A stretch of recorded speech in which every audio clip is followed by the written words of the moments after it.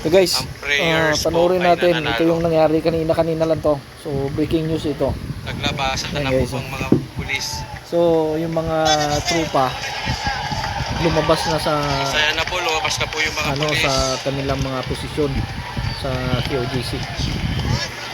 Ayan, so labasan na sila.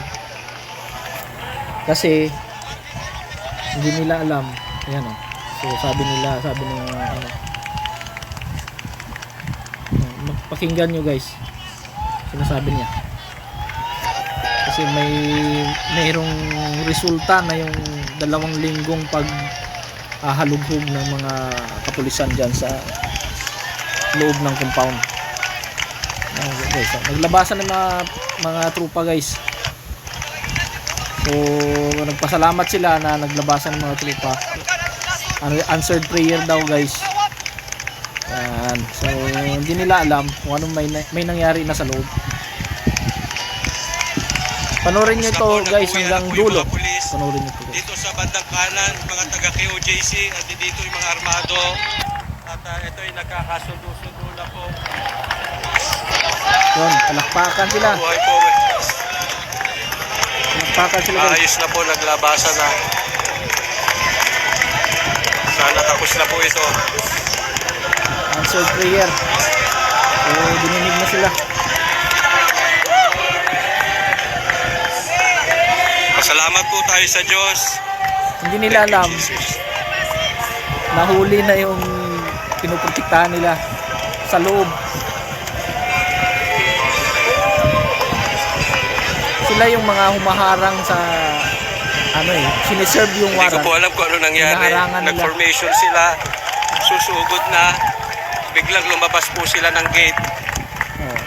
Naglabasan na nga yung mga nakatanggap trupa ng tawag o nahimasmasan sa Diyos. Yan, sabi nga nahimasmasan daw. Hindi nila alam. Magpapapicture lang po tayo ha. Hindi nila alam. Hawak na ng kapulisan. Sir, picture lang ha. Live po tayo, naka-live po tayo. Kanilang big boss, hawak na ng kapulisan. Live po sir. Kaya naglabasan na nga eh. Yan ang masay-masay ng mga pulis oh. Sa wakas, Thank you. makakauwi na ako sa pamilya ko, makakaligo na rin. Okay na. Okay na. Ay, So, sana tapos na to. sabi nung isa, baka Sana daw, tapos na to. nahimasmasan daw yung mga kapulisan. Ano pong pakiramdam, RD, Ito na na yung- natapos talaga? It's such a relief. Ay, nako. Good job. Tulog muna tayo. Sir, good job sa'yo. Bawi ng tulog. Bukas, flag racing pa. Oo, Okay. pahinga ka na, Papasalamat sa aking pahinga mga ka na tao muna bukas, kasi kaya, yung mga tao mo, I think I'll be walang preparing tulog, walang some ligo. messages for them. Tomorrow, RD, ano ang gagawin natin maliban sa flag ceremony? Like, sa ano po? Like kay, ano? Well, for one, I would like to give thanks to my people. Yes.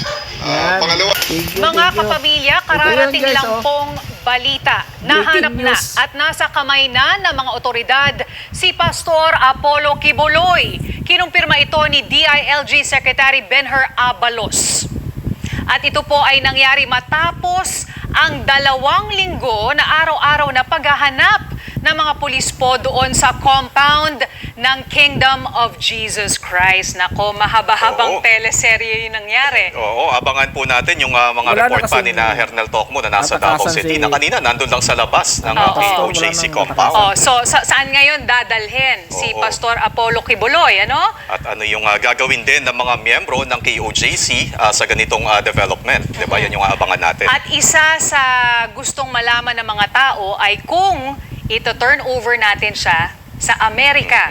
Yun ang sinasabi po ni Pastor Apollo Lagot Kibuloy na lagot sana talaga pag pwede siyang sumuko kung nangyari hindi na siya dinala ito-turn si- over. Pero sabi nga ng Pangulo, kumbaga wala nang kinalaman ang Si executive, Pastor sa ang US. gobyerno ng Pilipinas Kasi- sa korte at At ang mga doon siya kaso. Ang isang alamin din talagang paano nahuli o nakuha, 'di ba? Ano yung saan? Naging Ito yung mga kawawa detalye siya nga abangan natin.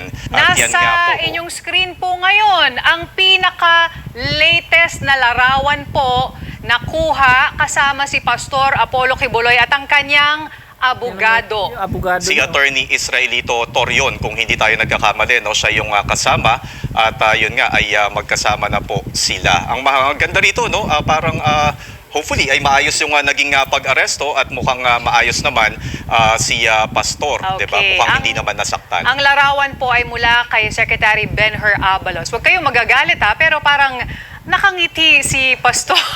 Oo.